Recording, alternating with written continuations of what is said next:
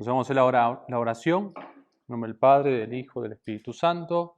Amén.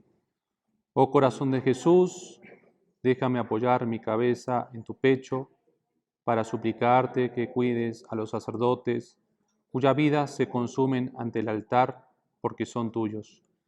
Cuando los tienten y los seduzcan los placeres terrenos, acógelos en tu corazón, confórtalos en las horas de tristeza, llevándolos a su costado abierto. Te ruego por los obispos, sacerdotes, religiosos y religiosas que han caído en la tibieza. Sacratísimo corazón, toma su corazón y ponlo en el tuyo. Por los que son infieles y están en pecado mortal, levántalos y báñalos con el fuego de tu sangre y de tu espíritu. Pero especialmente te pido con todo mi corazón, con lágrimas, por todos los obispos, sacerdotes, religiosos y religiosas que mueren en pecado mortal.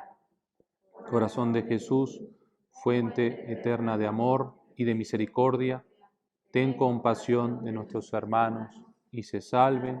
Amén. En nombre del Padre, del Hijo y del Espíritu Santo. Amén. Entonces hoy vamos a ver otro tema, ¿no? La oración de los principiantes, ¿sí? Entonces, atrás de sus hojitas tienen como dos métodos simplificados. La oración, ¿no? El método de San Ignacio de Loyola y el método de San Sulpicio, ¿sí? Ahí lo tienen, ¿sí? Bueno, vamos a ver si llegamos, que un poquito, ¿no? Uno de los métodos. Entonces vamos a empezar.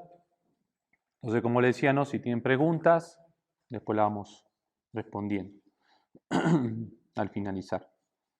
Importancia, bueno, de la oración en general, ¿no? Importancia de la misma. Dice, si queréis sufrir con paciencia, perdón, las adversidades y miseria de esta vida, sed hombre de oración. Si queréis alcanzar ánimo y fortaleza para vencer las tentaciones del enemigo, sed hombre de oración. Si queréis mortificar la voluntad propia con todas las inclinaciones, sed hombre de oración. Si queréis conocer la astucia de Satanás y burlar sus engaños, sed hombre de oración. Si queréis vivir alegre y caminar suavemente por las sendas de la penitencia, sed hombre de oración. Si queréis arrojar del alma las moscas inoportunas de vanos pensamientos y cuidados, sed hombre de oración. Si queréis alimentar el alma con la médula de la devoción y tenerla siempre llena de buenos pensamientos y deseos, sed hombre de oración. En la oración es donde se recibe la unión y la gracia del Espíritu Santo, que enseña todas las cosas.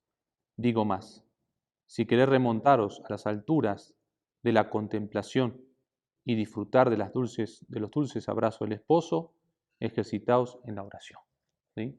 Entonces se le atribuye a San Buenaventura. Hoy tenemos un buen resumen de la importancia de la oración. Qué importante que es la oración. Yo estaba justo leyendo un libro también espiritual, donde el autor hablaba sobre Marta y María, ¿no?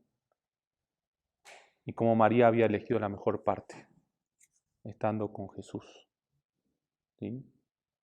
Si no es que Marta haya estado mal, pero muchas veces nos pasa los impulsos naturales, el hacer cosas, ¿sí?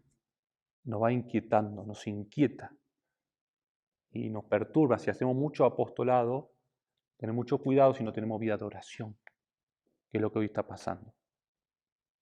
Si hay mucho apostolado, muchas veces hay muchas cosas para hacer, pero no tenemos vida de oración. Y eso no da fruto. ¿Sí? Primero es hombre de oración y después vamos a ser hombres de acción.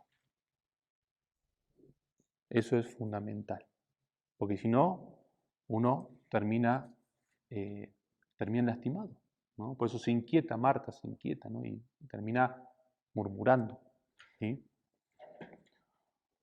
Todos sabemos cuánto ensalzó la oración Santa Teresa de Jesús. A los que le sirven a Dios, ¿no? Sino que le ofenden, les está tan bien la oración y les tan necesarias, por males que hagan quien le ha comenzado, no la deje, pues el medio por donde puede tornarse a remediar y sin ella será muy más dificultoso. Estamos haciendo cosas generales, puntos generales, ¿sí? Después vamos a ir especificando.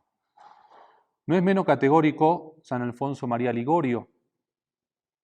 Un confesor prudente dice, no bien conoce que un alma tiene horror al pecado mortal y algún deseo de vida cristiana, debe, ante todo, adiestrarla en la práctica de la oración mental y de luego en la meditación de las grandes verdades, porque este ejercicio parece ser muy necesario a las almas para perseverar en la gracia de Dios. Y no hay práctica que tanto procure impedir el demonio como la práctica de la oración. Entonces, el demonio lo que va a hacer es que no hagan oración. Ese es su fin también, ¿sí? Que ustedes no hagan oración, que no hagamos oración. No hay mucho que hacer. Escuchado muchas veces, no hay mucho que hacer. La oración no es importante, es una tentación. ¿Sí? Es una tentación. No puede dudarse que si el mundo está tan lleno de pecados y de condenados en el infierno, proviene esto de no meditarse bastante las verdades eternas. Con la oración se santificaron todos los santos. La oración mental y el pecado mortal se excluyen mutuamente. Esto es fundamental, ¿sí? La oración mental y el pecado mortal se excluyen. Si yo empiezo a hacer oración, va empezando a desaparecer el pecado mortal. ¿Por qué? Dice, vemos a muchos cristianos que rezan el rosario. Entonces, San Alfonso María Ligorio. Rezan el rosario, el oficio de la Santísima Virgen, que ayunan y siguen viviendo en pecado. Al paso que aquel que se conserva fiel a la oración no solo dejará el pecado, sino que se desasirá de las criaturas para amar a Dios. Y la oración es la oración el horno donde se inflaman las almas en el divino amor. Entonces, vamos a ir hablando, ¿no? Que muchas veces, al no tener oración, esto también vamos mendigando el amor a las criaturas, a las personas. ¿Sí? Y entonces eso ofende también a Dios, porque no confiamos en Él, en su amor. Estamos buscando el amor en las criaturas, en las personas. Esto no quiere decir que yo no ame a mi esposa, no. Pero muchas veces no, como no encuentro el consuelo en Dios, en la oración, ya dejo la oración y me voy a buscar el consuelo en las criaturas. Y ese es un gran error. ¿Sí? Entonces acá dice, ¿no? Es decir, no porque hagamos algunas cosas exteriores, ya estamos bien. Y la oración mental lo que nos da es una conversión desde el corazón, desde la raíz. Podemos hacer cositas, ¿no? De tener muchas devociones, pero eso no nos llama posiblemente o no nos vamos a convertir. ¿Sí? Va a ser algo exterior. No podemos llegar a un punto, ¿no? Dice, no conozco mejor medio para salvarnos, dice San Juan Bautista de Rossi, que la oración mental. Aquel que no va a la oración, va a la tentación. El día en que no hubiésemos meditado, temamos pecar. ¿Sí? Está buena esa frase, ¿no? Si yo no hago oración, estoy débil. Y uno lo siente. Es cuando uno no va a misa, ¿no? Uno está débil. ¿Sí? Y mejor no es posible resumir la doctrina de los santos que diciendo la oración comunica la verdadera sabiduría y con ella toda suerte de bienes. Con ella se corrigen todos los vicios, con ella se adquieren todas las virtudes. ¿Sí? Estos son puntos generales. Al contrario, ¿qué puede esperarse de aquellos que nunca reflexionaron, que jamás se pasaron en una consideración seria? Hay, muchos son en nuestros días. ¿Sí? Bien, vamos a la definición de la oración. ¿Qué puede ser una definición? ¿Sí? No es que sea la definición. Es la oración una elevación y aplicación de nuestra mente y corazón a Dios. ¿Sí? Entonces eso es un primer punto, ¿no? Una elevación y aplicación de nuestra mente, de las dos facultades, y corazón a Dios. Para cumplir nuestros deberes, exponerle nuestras necesidades y hacernos mejores para su gloria. ¿Sí? Y bueno, un pequeño concepto, ¿sí? Lo más importante no es eso, ¿no? La elevación y aplicación de nuestra mente y corazón a Dios.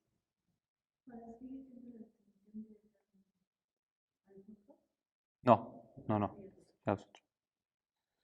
Esta definición nos parece aplicable a los estados de oración tan diferentes unos de otros, y que lo mismo conviene a las maneras inferiores que a los grados más altos de la contemplación. Hay en efecto gran variedad en la manera de practicar este santo ejercicio, y una de las cuestiones más complicadas de la espiritualidad es la clasificación de los estados de la oración. Vamos a ir profundizando. El Padre Rodríguez, que lo recomiendo mucho, un santo ya del siglo XVIII, si no me equivoco, XVII, declara que es doctrina común de los santos que a cada una de las vías, purgativa, iluminativa, unitiva, corresponde una manera especial de oración. Entonces lo que estamos en la vía purgativa. Entonces a esta vía purgativa le conviene una oración. ¿En qué sentido? Para que se entienda. Si yo estoy como principiante, estoy iniciando, no puedo ya querer tener una oración contemplativa. No puedo. Es como que yo estoy gateando y quiero correr. No puedo. ¿Sí?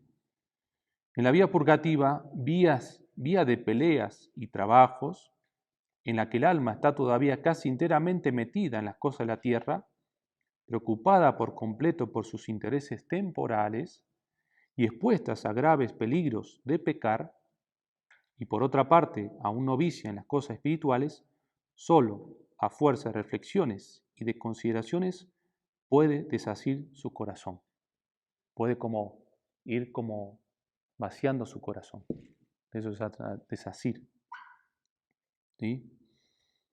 Levantarlo hacia Dios y sacar de su voluntad enérgicas y santas resoluciones. Conviene, por tanto, la meditación, la oración discursiva. ¿Sí? Entonces eso es lo que le conviene, ¿no? a esta vía, la vía purgativa, ¿no? Ahí tienen el párrafo ese, que es lo que vamos a estar enfocando. Y nos conviene la oración discursiva. Ahora, si uno está más, es decir, ya lleva una vida de oración, bueno, capaz le viene la siguiente. En la vía iluminativa, en la que según la doctrina de los teólogos no tienen ya las pasiones tanta fuerza, lo que veíamos en clase pasada, en la que es mucho más vivo el deseo de adelantar en la virtud, en la que el amor de Dios hace sentir al alma sus primeros ardores, las consideraciones harán un papel más insignificantes, siendo el corazón la parte principal. Entonces aparecerá la oración de los vivos deseos, de las súplicas ardorosas, de los propósitos llenos de fervor, será la oración afectiva. Es un resumen, no se preocupe, lo vamos a estar viendo, ¿no? Pues, ¿todo esto qué es? Bueno, lo vamos a estar viendo. No sé si en este semestre, pero lo vamos a estar viendo, ¿sí? Bien. En fin, en la oración unitiva, el principal cuidado del alma, dice San Tomás, tiende menos a crecer en amor de Dios que a unirse con Él y gozar de Él. Por otra parte, habiendo estas almas recibido vivas luces, sienten mucho la grandeza y bondades de Dios, por lo cual los razonamientos para persuadirlas de sus obligaciones para con Él, no podrían menos de serles gravosos.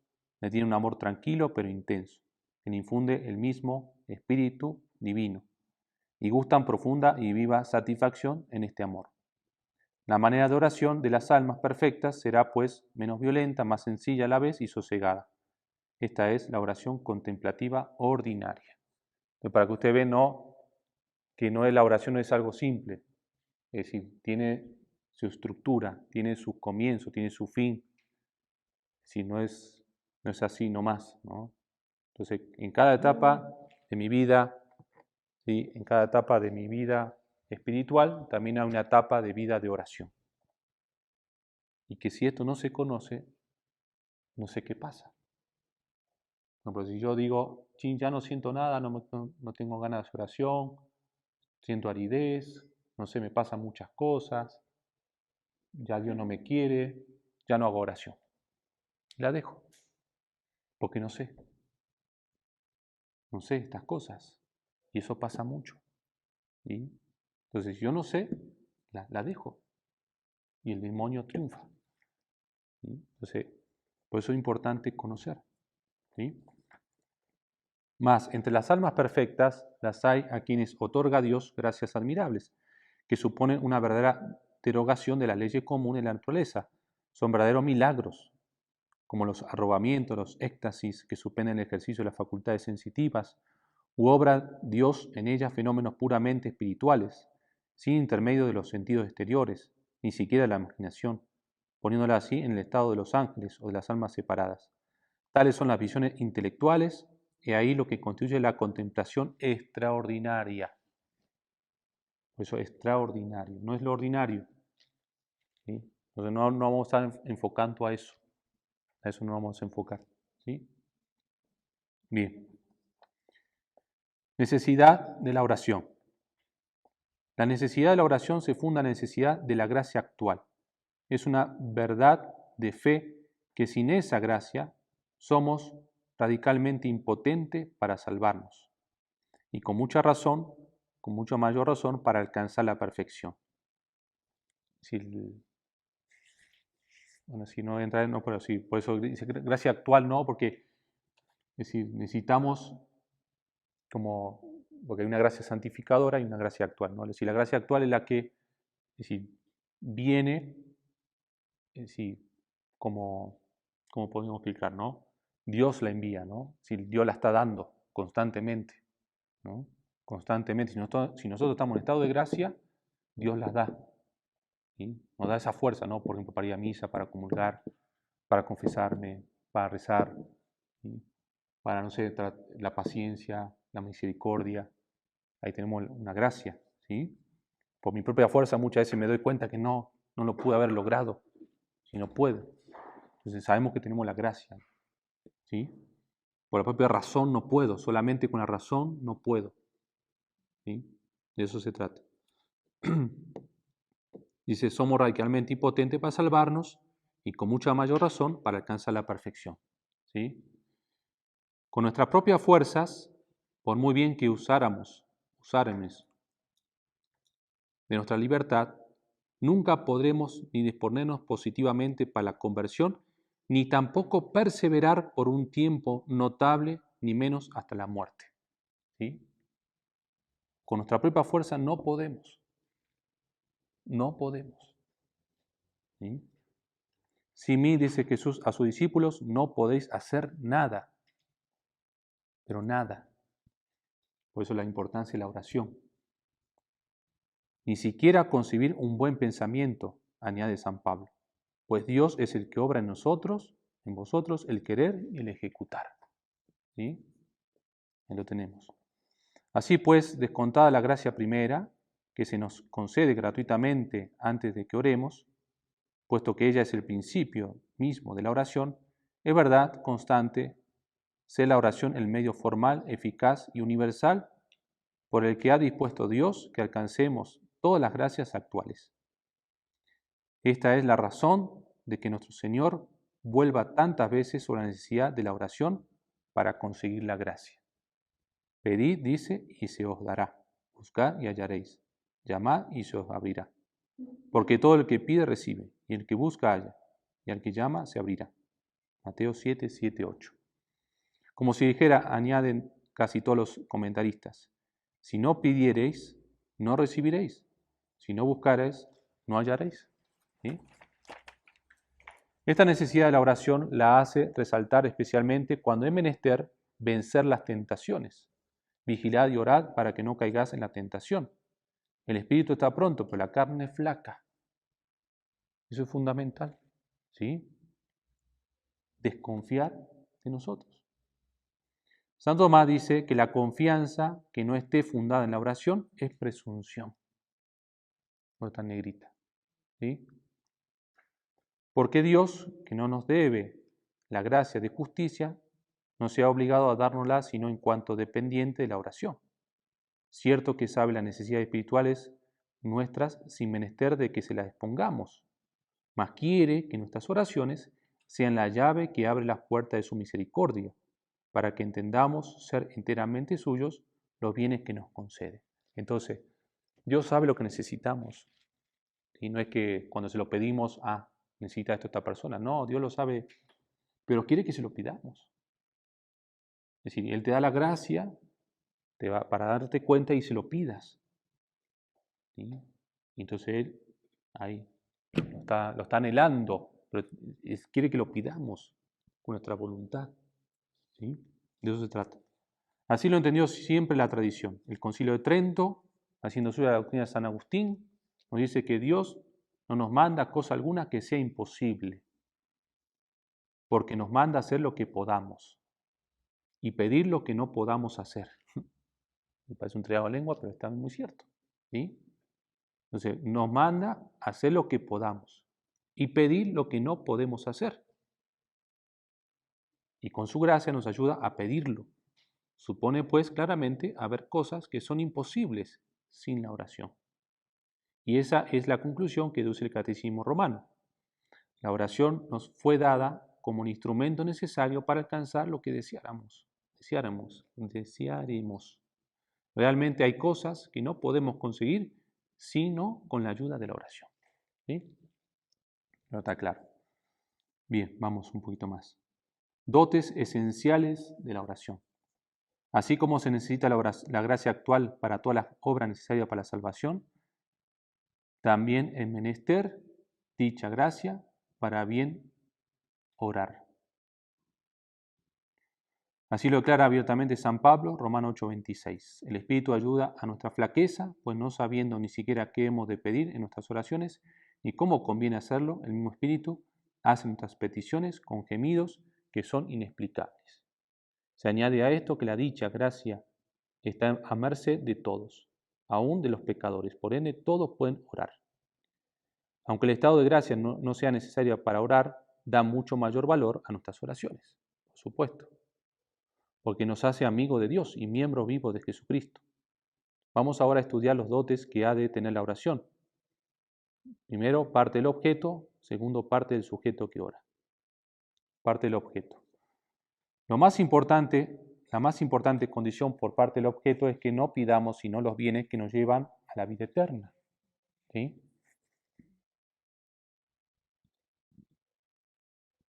Principalmente, primeramente las gracias sobrenaturales y luego, en la medida en que sirven para nuestra salvación, los bienes del orden temporal. Eso es muy importante. ¿Sí? Tal es la regla impuesta por el mismo Señor, nuestro Señor. Buscad primero el reino de Dios y su justicia, y todo lo demás se os dará por añadidura. Ya dijimos que la felicidad, así como la perfección del hombre, consiste en la posesión de Dios y por ende en la gracia necesaria para ello. No hemos puede pedir cosas sino en orden a este fin. Eso es muy importante. Pedir cosas para mi conversión, mi salvación. Y después lo otro, ¿no? También puedo pedir. Siempre que me ayude a conseguir eso. ¿Sí? Primero, los bienes temporales. De suyo están muy por debajo de nosotros y no pueden calmar los deseos de nuestro corazón ni hacernos dichosos de manera que puedan ser el objeto principal de nuestras oraciones. Sin embargo, porque hemos menester en cierto modo de esos bienes para vivir y para asegurar nuestra salvación, podemos pedir el pan de cada día, así para el cuerpo como para el alma, pero subordinado el primero al segundo. Ocurre a veces que un bien que juzgamos lícitamente deseable, como la riqueza, sería nocivo para nuestra salvación. No podemos, pues, pedirle sino subordinándole a los bienes eternos. ¿Sí? Yo también más. Aún tratándose de esta o de aquella gracia particular, conviene no pedirla sino en conformidad con la divina voluntad.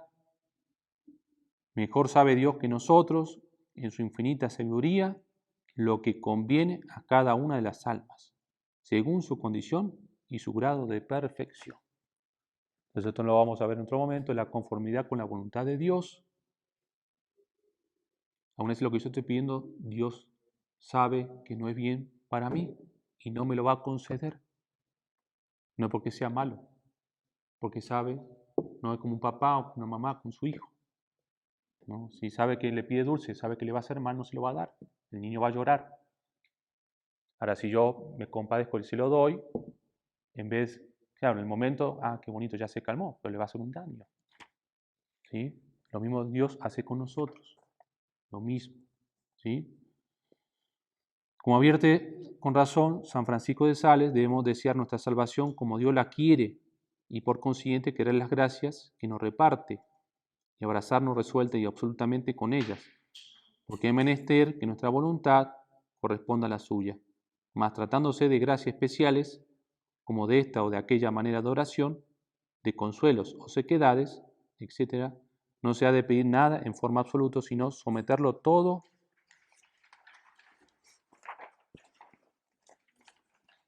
a la voluntad de Dios. ¿Sí? Reparte su gracia de consuelo o sequedades, de paz o de pelea, según los fines de su infinita sabiduría y las necesidades de nuestra alma. Es decir, si hay sequedades, bendito sea Dios. Si hay consuelo, bendito sea Dios. Es decir, no me tengo que enojar si hay sequedades. No tengo que reclamarle a Dios. De eso se trata. ¿Sí? Porque Dios por algo lo está permitiendo, que sean sequedades. ¿Sí? A nosotros no nos toca, pues, sino dejar a su elección las gracias que más nos conviene. Cierto que esto no prohíbe que formulemos nuestro deseo, pero sometiéndonos humildemente a la voluntad de nuestro Padre Celestial, que siempre nos escuchará si le pidiéramos como es debido, mas a veces nos concederá muchas más y mejores cosas que las que le pedíamos, y lejos de quejarnos, no podremos hacer sino bendecirle. Bien, un poquito más rápido porque quiero llegar al tema de la oración, cómo hacerla así. Dotes por parte del sujeto. Los dotes más esenciales para la eficacia de la oración son la humildad, la confianza y la atención, o por lo menos poner seriamente cuidado para estar atentos. La humildad, ¿no? Se deduce de la naturaleza misma de la oración, puesto que la gracia es esencialmente gratuita y por ende no tenemos derecho alguno a ella, somos, dice San Agustín, mendigos con respecto a Dios y hemos de implorar de su misericordia lo que no podemos alcanzar de justicia.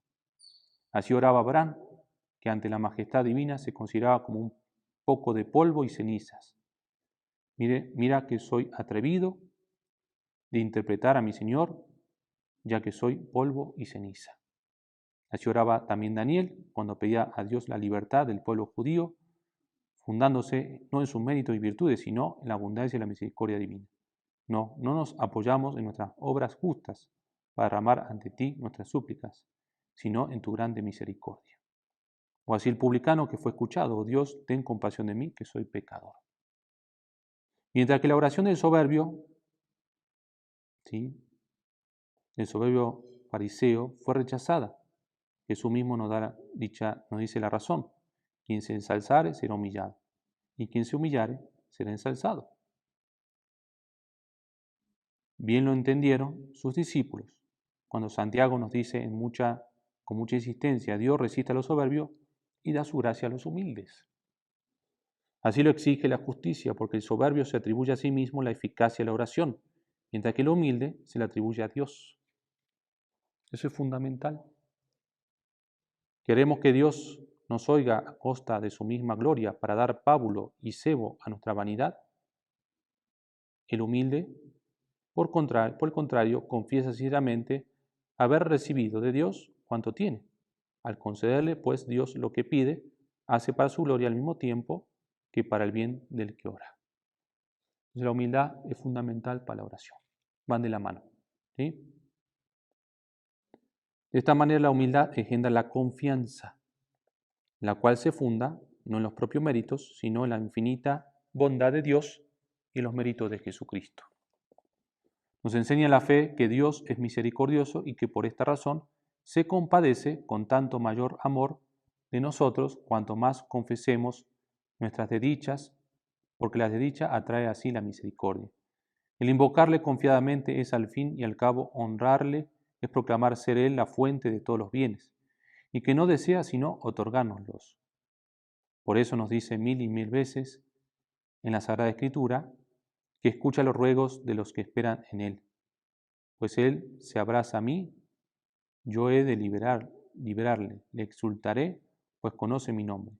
Me llamará y le responderé.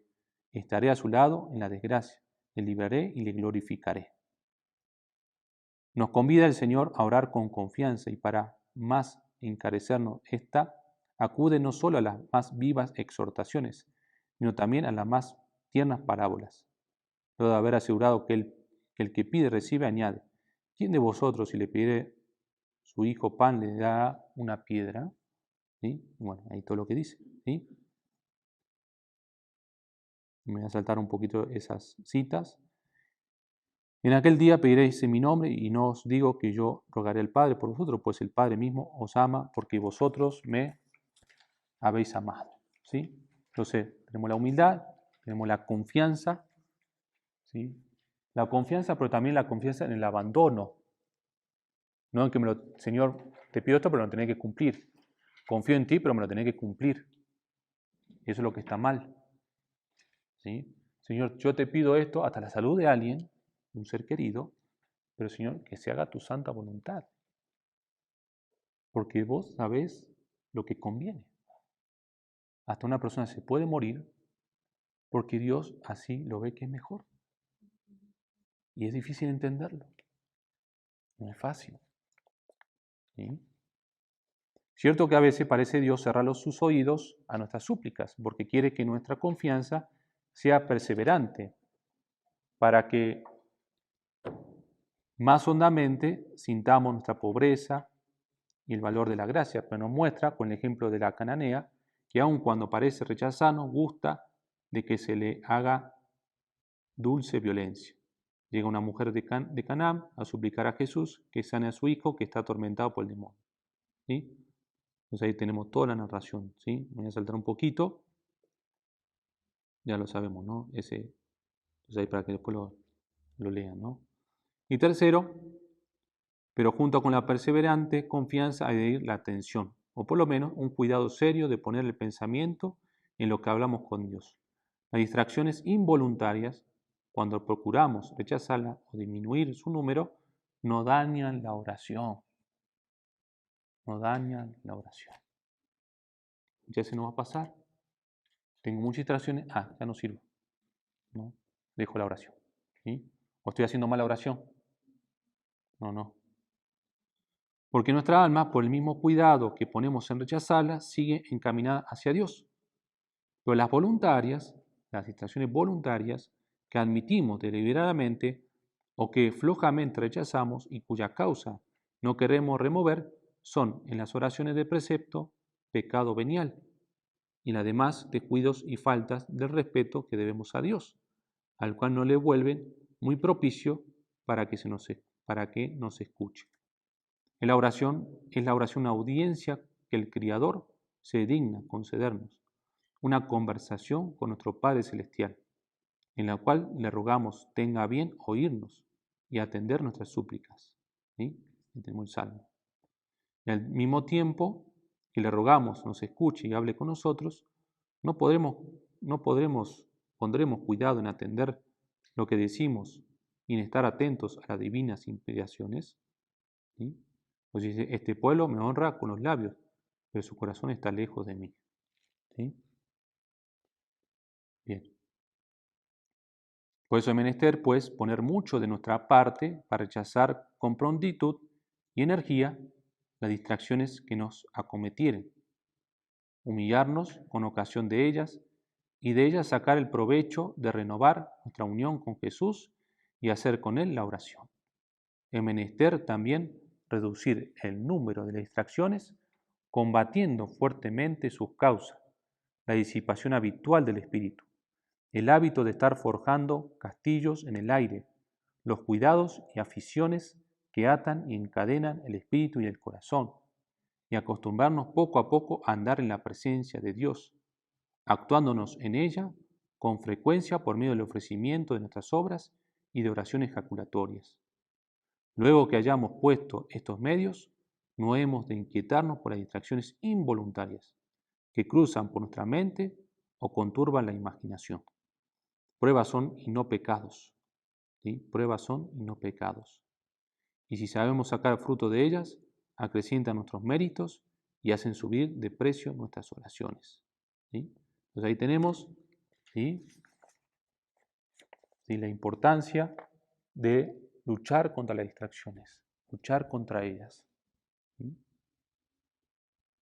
Entonces, pero tenemos que ver, Si yo voy con muchas distracciones, no solamente luchar, decíamos si no me equivoco antes, lo vamos a hacer después, contra las distracciones en ese momento, sino ver la raíz de mis distracciones.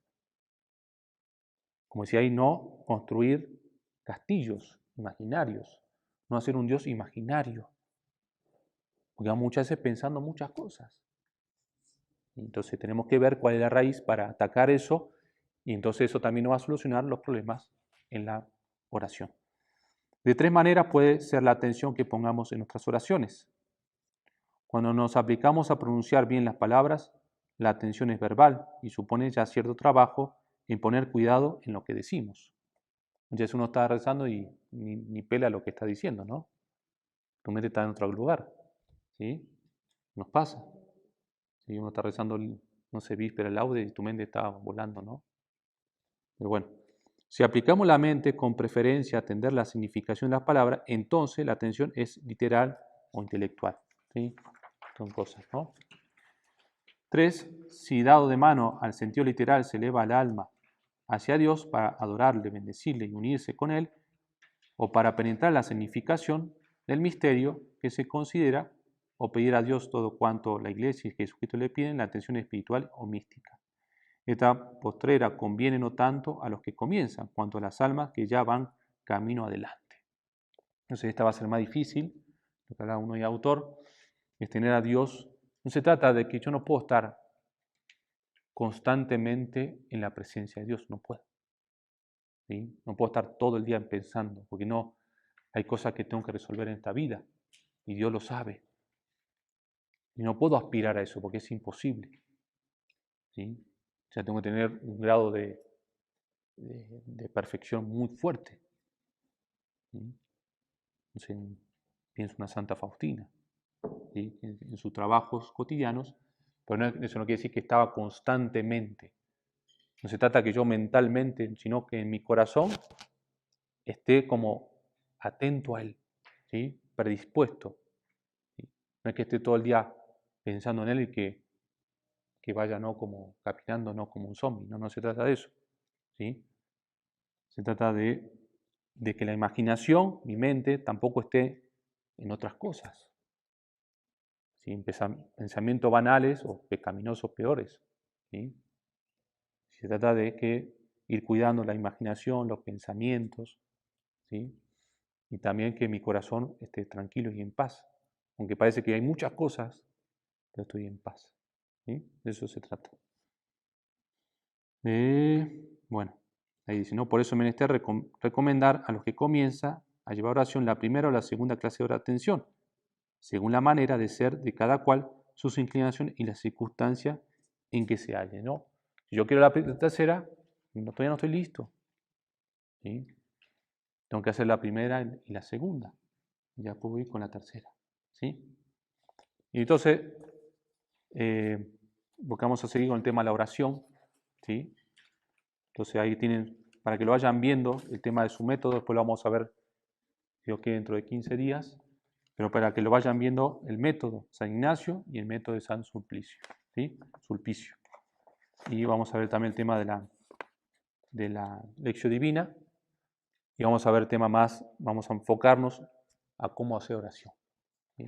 Dentro de 15 días. ¿Sí?